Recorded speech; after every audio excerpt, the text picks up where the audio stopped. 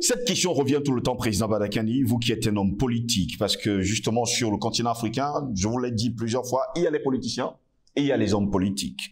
Et d'ailleurs, quelqu'un me posait encore la question ces derniers jours, et j'ai failli méditer sur la question, les partis politiques d'opposition, sont-ils des partis politiques, des partis ethniques, ou finalement sont des partis maçonniques à la solde de l'Occident?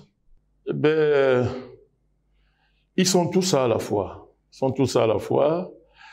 Quand vous parlez, quand vous avez bien circonscrit votre thème, à savoir parti d'opposition.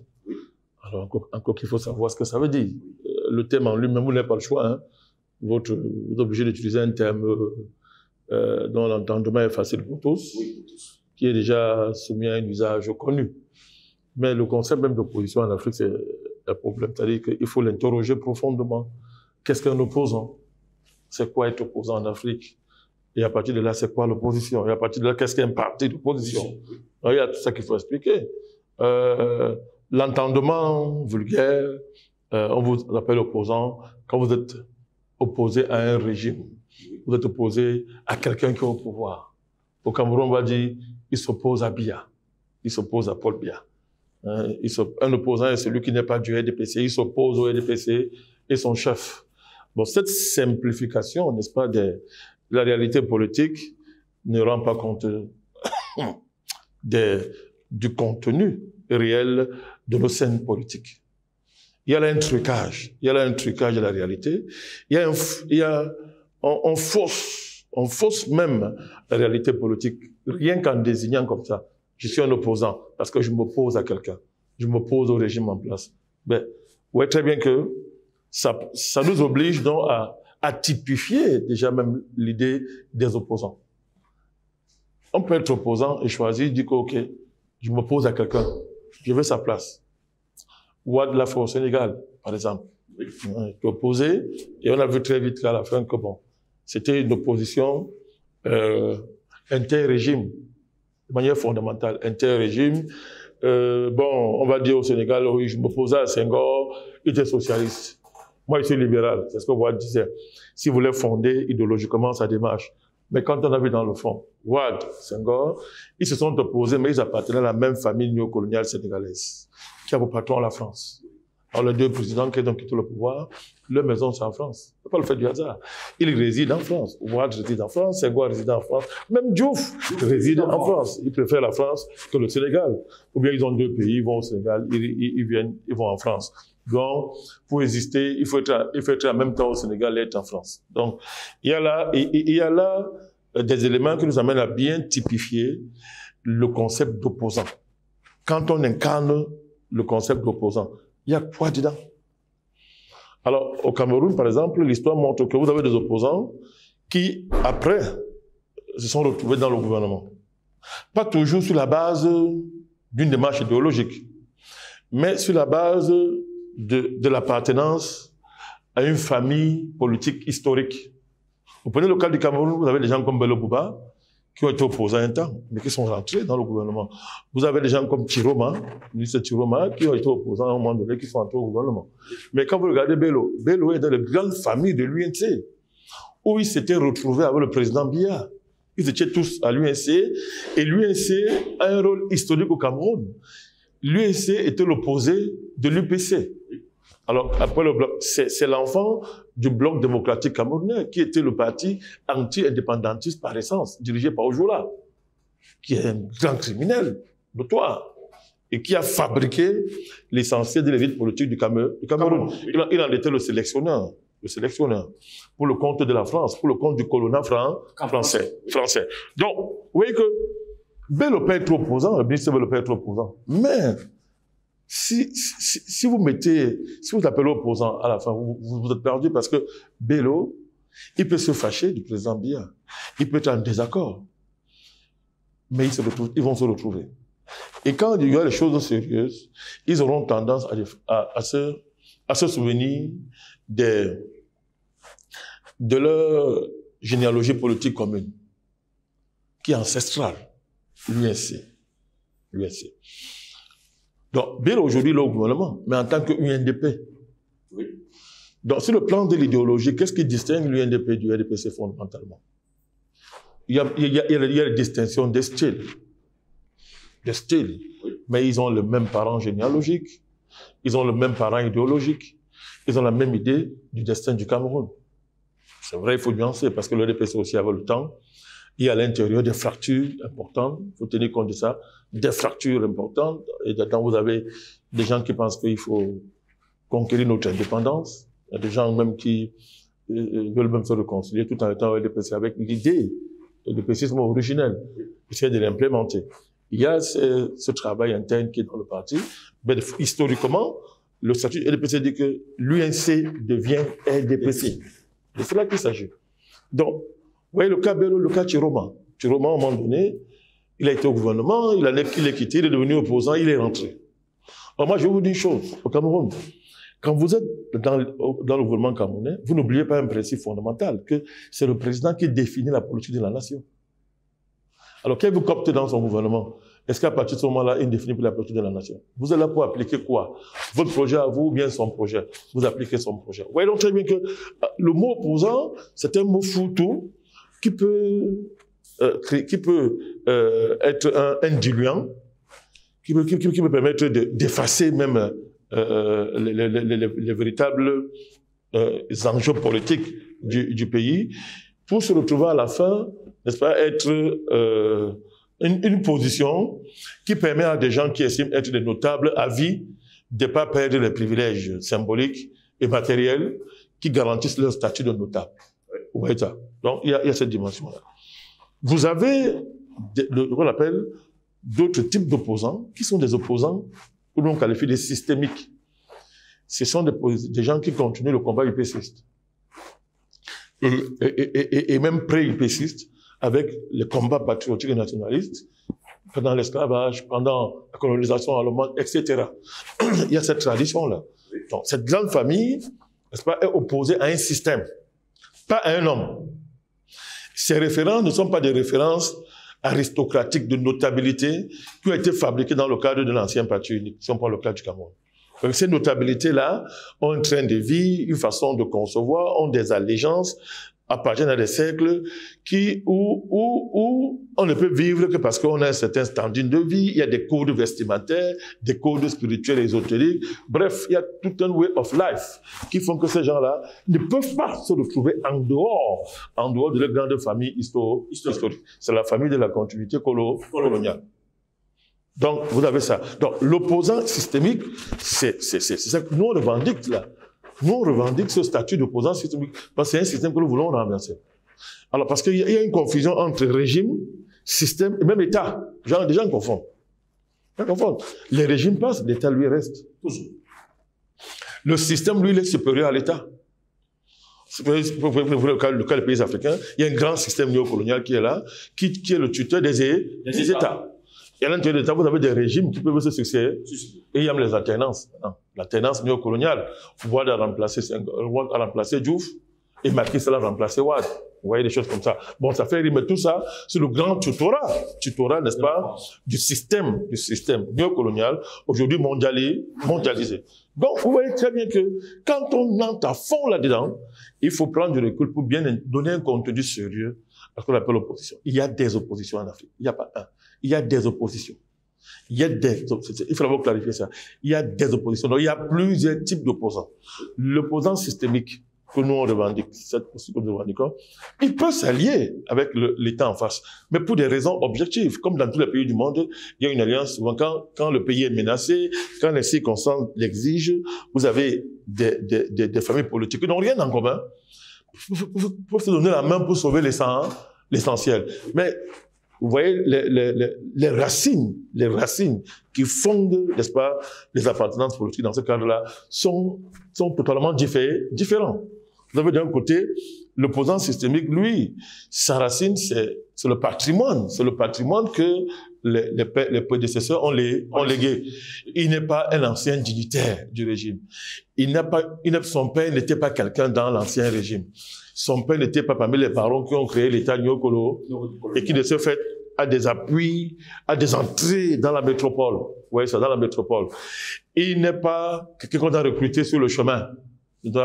et qui maintenant entre dans ces raisons. Non. L'opposant systémique, même quand il s'allie pour les besoins de l'intérêt supérieur du pays, il conserve ces racines-là. Il ne peut pas être de leur milieu. On ne peut pas l'accepter là-bas. Parce qu'on sait très bien qu'il n'est pas de leur. Il n'est pas de leur. Mais vous avez des opposants qui ne sont pas ce que j'appelle les opposants à un régime, les opposants à un individu, les opposants des circonstances. Ils n'ont pas de problème. Ils peuvent retourner chez eux parce que c'est chez eux. On les reconnaît là-bas. Même quand ils sont opposants, ils ont certains privilèges qu'ils ont gardés. Ils gardent ça. Parce qu'ils sont des codes, on sait quand même que non.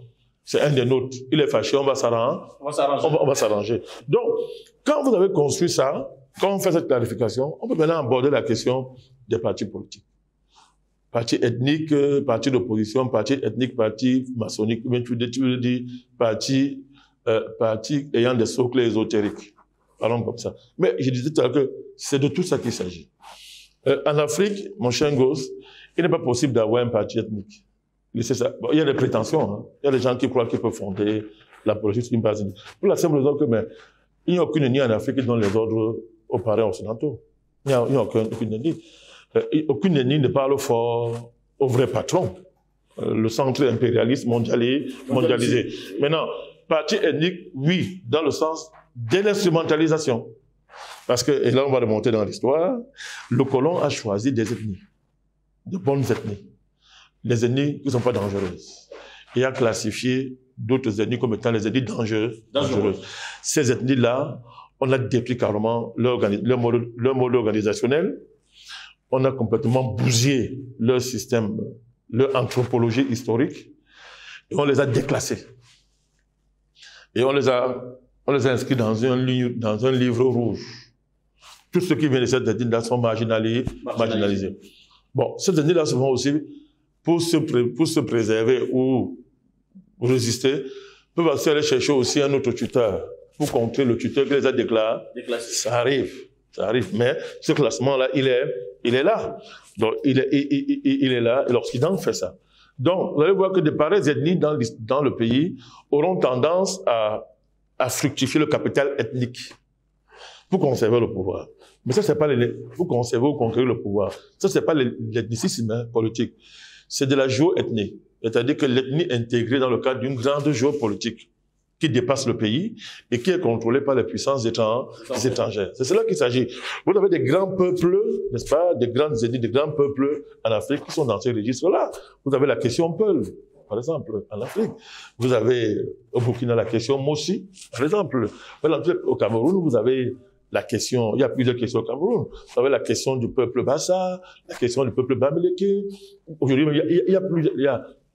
parlons comme ça, c'est grave. C'est pas une ethnie. Mais maintenant, on l'a fait une ethnie, le peuple, entre guillemets, anglophone. Vous avez comme ça, dans des pays, des questions soi-disant ethniques ou géolinguistiques qu'on a créées de toutes pièces, n'est-ce pas, pour être ce que j'appelle une porte d'entrée géopolitique pour le tuteur extérieur. Une porte d'entrée à partir de laquelle il a comme une veut dans votre société en manipulant juste ce paramètre-là. Vous comprenez?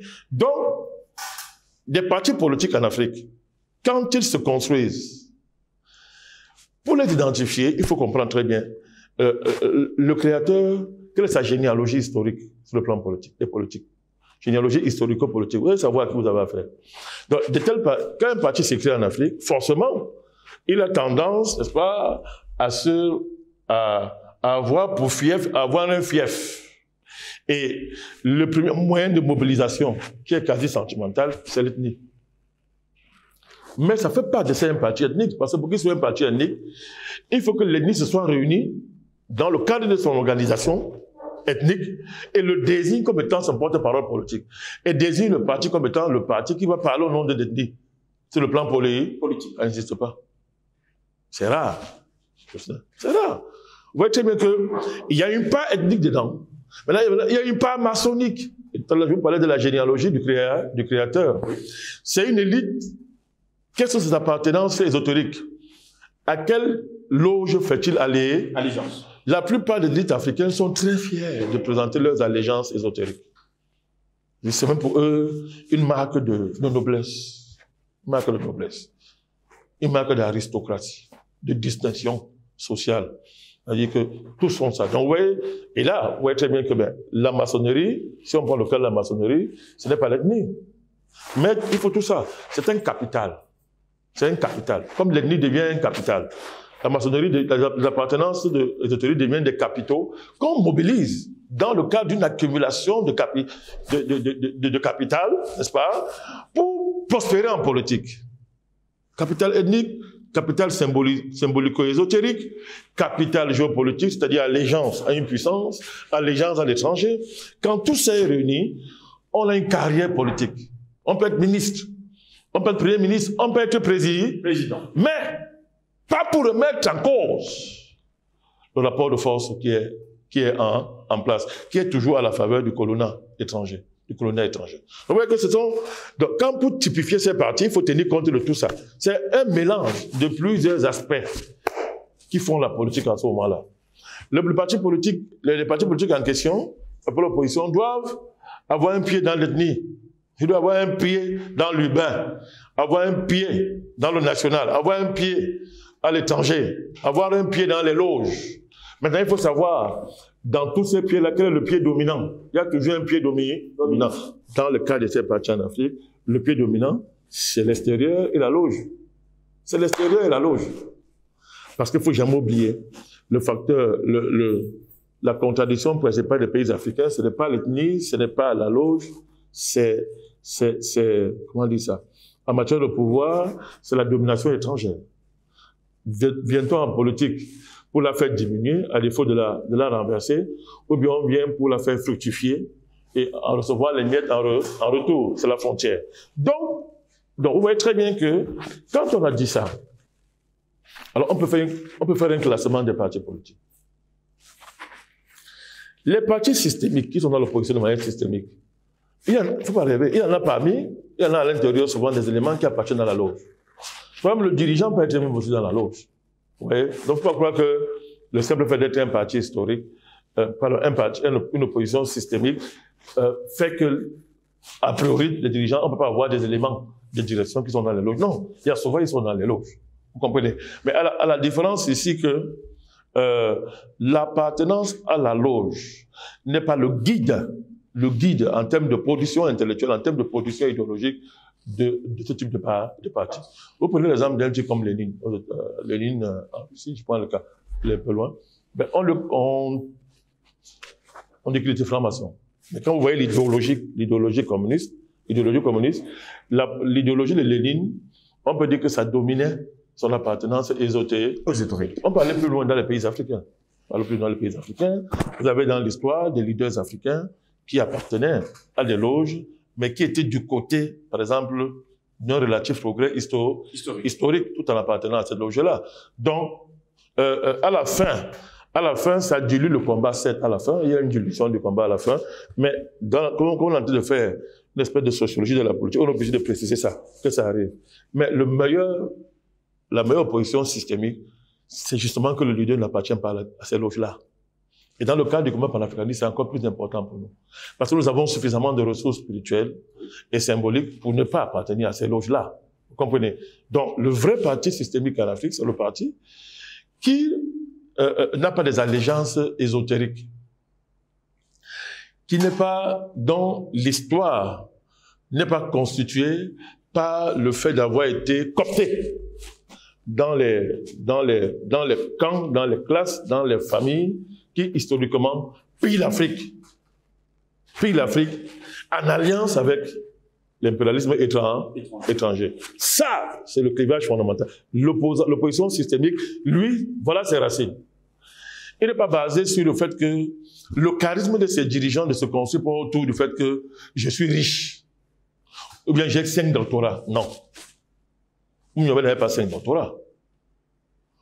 Il n'a pas 5 doctorats du tout. Mais son charisme était populaire, au sens où il est charismatique parce qu'il a épousé le combat du peuple. Il a épousé les combats du pays, dans le sens de l'indépendance, de la libération. Tel est le charisme, son prestige vient de là. C'est pas un prestige qu'il a acquis ailleurs, et il vient l'imposer en politique. Par exemple, quand il te parle, il te dit, tais-toi. Tu as oublié, tu connais ma carrière internationale, j'ai 5 diplômes, j'ai 5 agrégations, j'ai 5 doctorats. Non. Il est important qu'on pose bien ces bases-là. Je salue le thème, de bien les poser, pour que les gens commencent à voir des éléments, des éléments de sociologie, pour analyser les partis politiques et la démarche des hommes politiques. Il y en a qui adhèrent au parti par émotion. Ça ne marche pas. Il y en a qui adhèrent des partis parce qu'ils aiment le leader. Mais il faut aimer le leader, mais il faut aussi aimer l'idéologie du parti, l'histoire du parti, les racines du parti, la manière dont se construisent les différents capitaux qui permettent de créer un parti. Et là, vous allez voir très bien que quand vous avez ces critères-là, il est facile qu'on vous trompe. Il n'est pas difficile, il n'est pas facile de vous tromper. Donc, vous voyez très bien ça. Donc, on classe d'abord, après je vais terminer, on classe d'abord, d'un côté de manière fondamentale, vous avez des partis politiques, des forces politiques qui précèdent, n'est-ce pas, qui procèdent, qui sont des fabrications du colon étranger. Voilà, du coloniat étranger, de l'impérialisme, que ce soit au niveau de leur généalogie idéologique, de leur généalogie même historique. Souvent, vous avez des leaders qui sont les fils d'eux. Leur père a été, leur parrain a été. Et ils ont des parrains à l'étranger.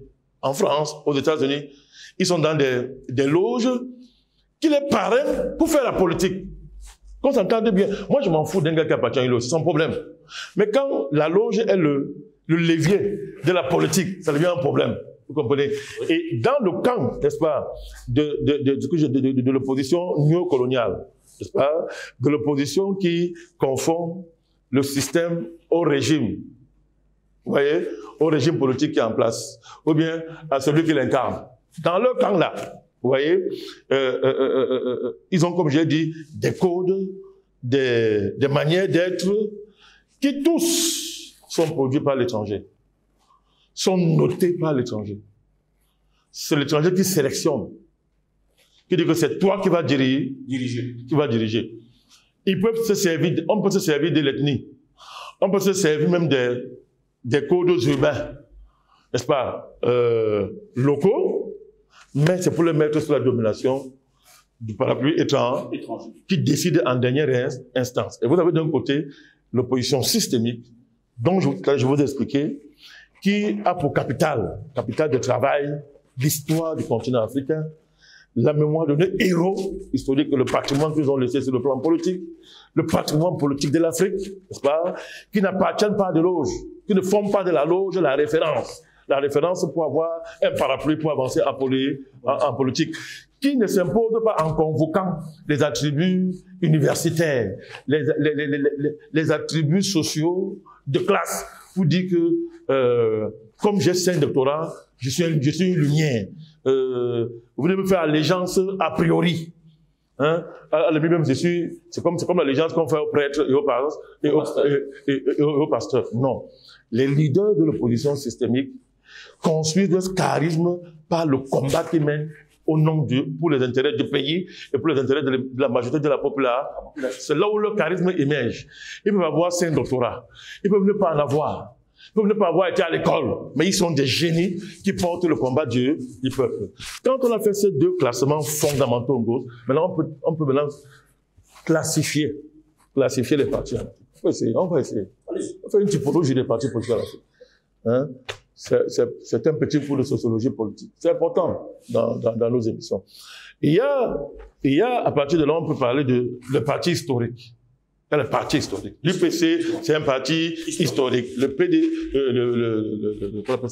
PDCI est en Côte d'Ivoire. C'est un parti historique.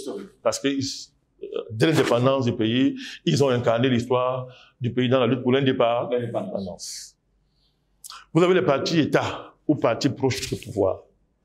Un parti État, c'est un parti dont la naissance se confond avec l'État naissant. Par exemple, le Front de Libération nationale en Algérie peut être qualifié de parti État, parce que le parti est né en même temps que la guerre d'indépendance, n'est-ce pas, créer les conditions de l'avènement de l'État algérien. C'est un parti État. Alors, c'est important, vous allez comprendre la nuance après, pourquoi c'est important. Vous avez un parti proche du pouvoir, c'est comme le RDPC au Cameroun. On peut dire que le RDPC, c'est un parti qui est le fils du pouvoir. Le pouvoir, lui, étant créé par le colon. L'UNC était un parti parfaitement colonial, au sens où il est la conséquence mécanique de la création de l'État colonial par M. de Gaulle. Même si Ahidjo a fait une carrière politique, il a fait une carrière politique. Il a milité, hein. Ahidjo a milité à sa façon, mais on sait pourquoi il militait. On a vu ça. Il était contre l'indépendance, il était contre les nationalistes. Quand il quitte le pouvoir au Cameroun, le RDPC le rend, vous avez dit, l'UNC devient RDPC. Article 1, le statut du RDPC. Donc, il n'y a pas, on peut pas être plus réaliste que le roi lui-même. Mais, c'est un parti qui est le plus proche de l'État. Il n'a pas créé l'État. Mais ses membres, il y a un pantouflage entre l'État et le parti. C'est-à-dire, on quitte du parti pour aller à l'État et vice-versa. Surtout au niveau des dirigeants. Il y a donc une confusion à un certain niveau entre l'État et le parti. Mais ça peut faire ça un parti-État. Il y a une nuance. C'est pas un parti-État. Vous avez les partis de classe. Tu confonds avec ton frère. Le parti de classe, lui, c'est fondamentalement, c'est un groupe économique, un groupe d'intérêt économique dans le pays, n'est-ce pas? Un groupe d'intérêt économique dans le pays, crée un parti pour défendre ses intérêts. Donc, et ce parti-là, son idéologie va être fabriquée sur la base de la nécessité de défendre les intérêts économiques de ses créateurs. Donc, au parti de droite, parti de gauche, oui, un peu ça. Extrême droite, ouais, tout ce qui va avec. Ouais, ça, c'est la France. La France, c'est quand même un pays, au niveau de son dynamisme politique, historiquement, ils commencent à faire ça. Mais historiquement, c'était un laboratoire, même d'envergure mondiale, où on pouvait encore voir, n'est-ce pas, cette typologie. Vous voyez, cette typologie en matière de partis politiques. L'extrême gauche, l'extrême droite. Vous allez voir. Vous allez bien voir que tous ces partis-là sont, sur le plan numérique et sur le plan de leur idéologie, défendent une catégorie de la population. Défendent des catégories de la population. Vous voyez, bon, la majorité de la population, la gauche va le dire, le socialisme on le dit, bon, ça c'est la façade. Dans les faits, on peut analyser très bien et voir que des partis socialistes comme en France, c'est une partie de c'est la classe moyenne. Il y a une certaine classe moyenne bien spécifiée qui défend, qui porte le parti, même si, au niveau de l'idéologie, on prend en charge le sort d'une bonne majorité, certaines classes populaires. Mais avec maintenant le déclassement industriel de ces pays-là, les classes populaires sont prises en charge par les partis d'extrême droite. On voit cette évolution-là, d'extrême droite. Voilà, parce que justement, le déclassement industriel fait que les partis politiques comme la gauche en France, qui historiquement mobilisaient le prolétariat se confondant avec l'usine. C'est un prolétaire, c'est quand même qui travaille dans une usine. Et c'est facile à ce moment-là d'organiser.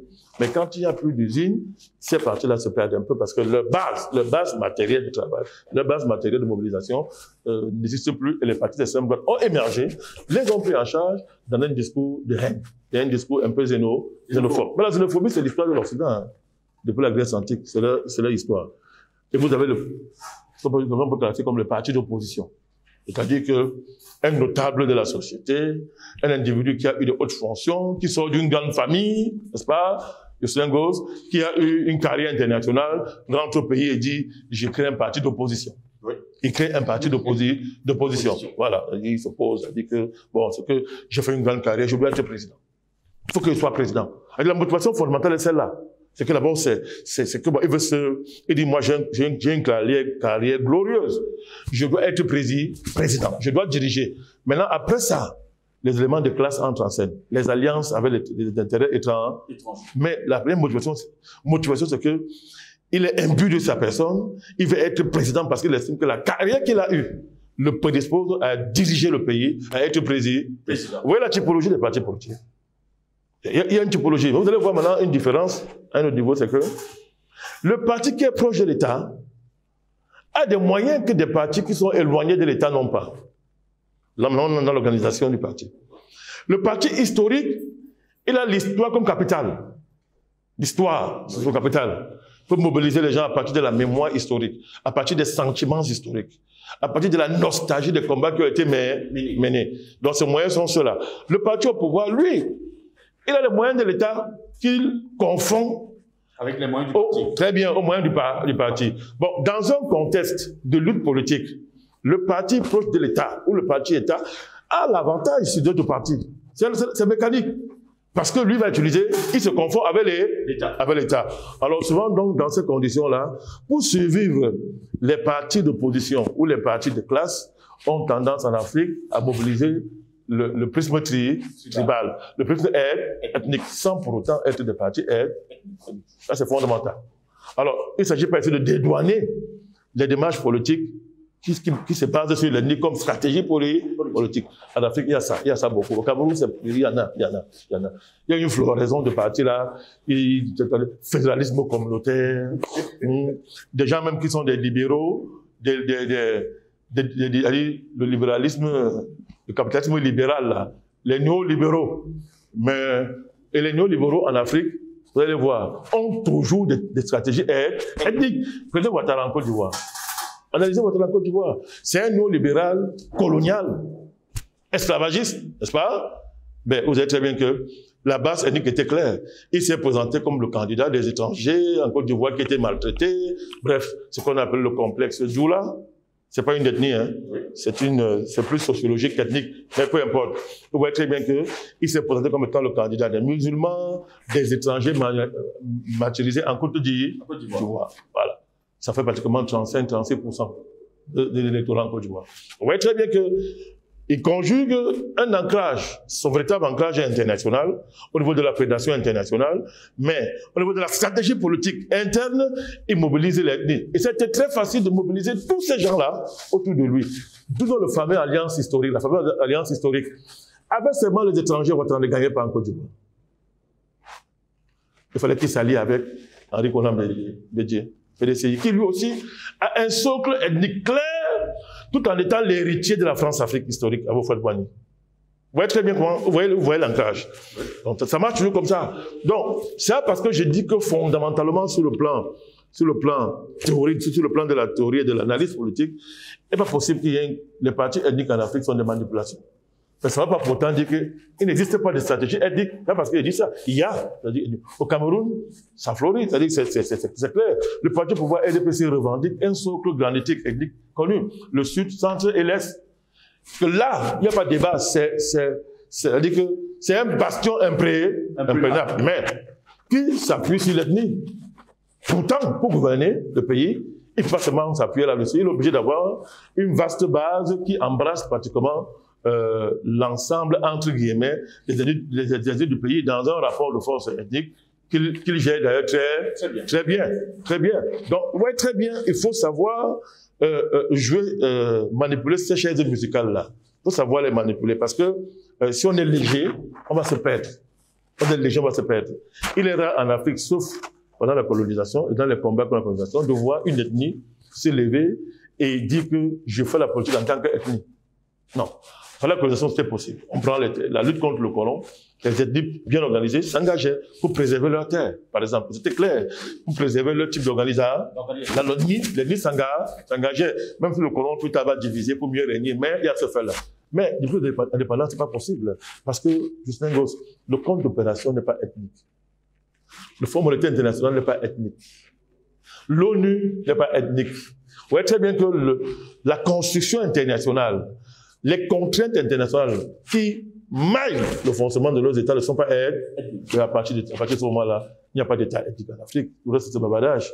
C'est la propagande raciste blanche, blanche, pour justifier, n'est-ce pas, leurs délits coloniaux et impérialistes, doivent toujours présenter l'Afrique comme étant des ethnies qui sont prêts à se massacrer et qui ont besoin d'un arbitre pour empêcher les massacres inter-ethniques.